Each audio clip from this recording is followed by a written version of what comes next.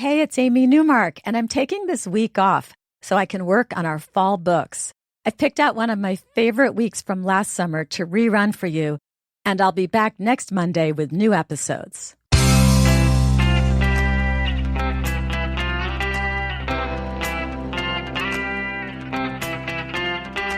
Changing your life one story at a time. This is the Chicken Soup for the Soul podcast with Editor-in-Chief Amy Newmark. Hey, it's Amy Newmark with your daily dose of Chicken Soup for the Soul inspiration. It's Thoughtful Thursday, and this is the day that I share a story that made me stop and think, that gave me a new perspective. This story comes from that book that I talk about a lot, Chicken Soup for the Soul, Say Goodbye to Stress. I think I keep turning to that book for podcast ideas because I'm in the middle of getting 3 books to the printer this month, all books that are going on sale in a 4-week period this fall for the holiday season, which is our biggest time of the year for book sales. So every summer, I need my Say Goodbye to Stress book to get me through my Christmas productions. This story is called All You Can Do, and in it, Beth Arvin presents an idea that I haven't seen before in any other Chicken Soup for the Soul story, and I really love this idea.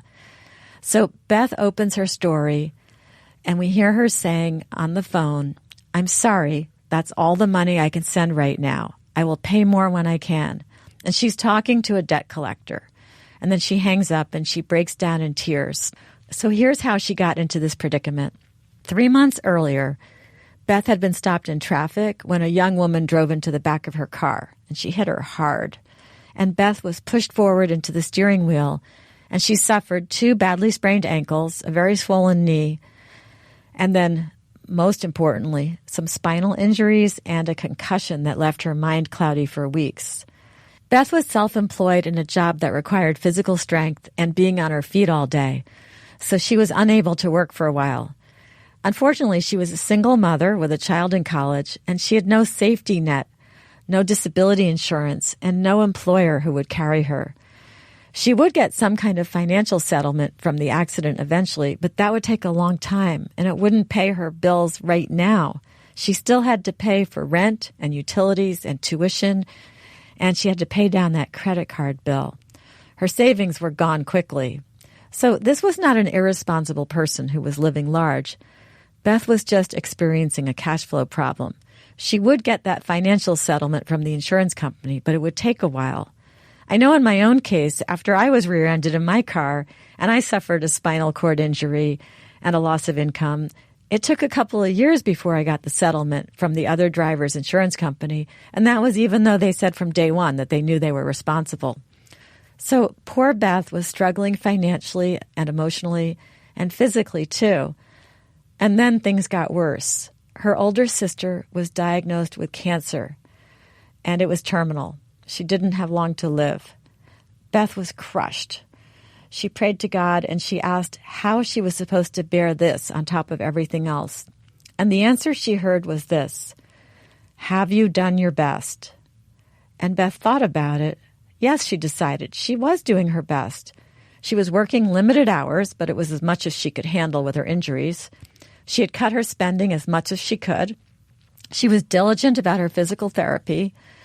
And she was supporting and comforting her sister, which was all she could do for her. So once Beth had that answer, that she was truly doing the best she could, everything changed for her. She was at peace. There was nothing more she could do. And that was the solution. And I really like that. It's something I hadn't thought of before. If you are doing everything that you can, you kind of have to be at peace with your situation. There's nothing more you can do. Well, as soon as Beth had that new piece, that credit card debt collector called again, because they had been calling once or twice a week, always asking the same questions, getting the same answers, and then giving Beth the same lecture about paying her bills. But this time, Beth changed her answer. And here's what she said. She said, "I'm sorry, but there is no change in my circumstances. I'm not sure when I can get current. I know you are just doing your job, but I can't do anything more than what I am doing. And the stress has been affecting my physical well-being. I'm not trying to be evasive. As soon as I can, I will get current. In the meantime, I can't let this ruin my health. I'm not willing to have a heart attack wondering when I can pay you." Then there was silence on the other end of the line. And then Beth heard the woman say, "Good for you. It's not worth dying for. Of course, I'm still going to have to keep calling you." And somehow that exchange was a lot less stressful for Beth. So Beth's sister did pass away 12 weeks after her diagnosis, and Beth still had some pain from the car accident, and her financial problems did continue for a while. But she had a new outlook.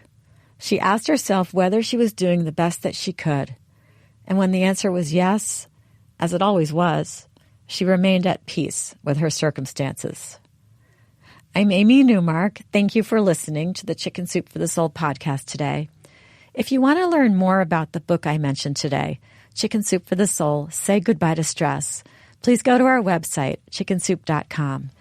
And if you want to hear more about these upcoming books that are giving me my own stress, follow me on Twitter. My Twitter handle is @AmyNewmark. Now, tomorrow's Friend Friday, and we're going to have a back-to-school conversation with one of the most applauded teachers in the country, Alex Kajitani, who was the California Teacher of the Year and is an expert on school bullying.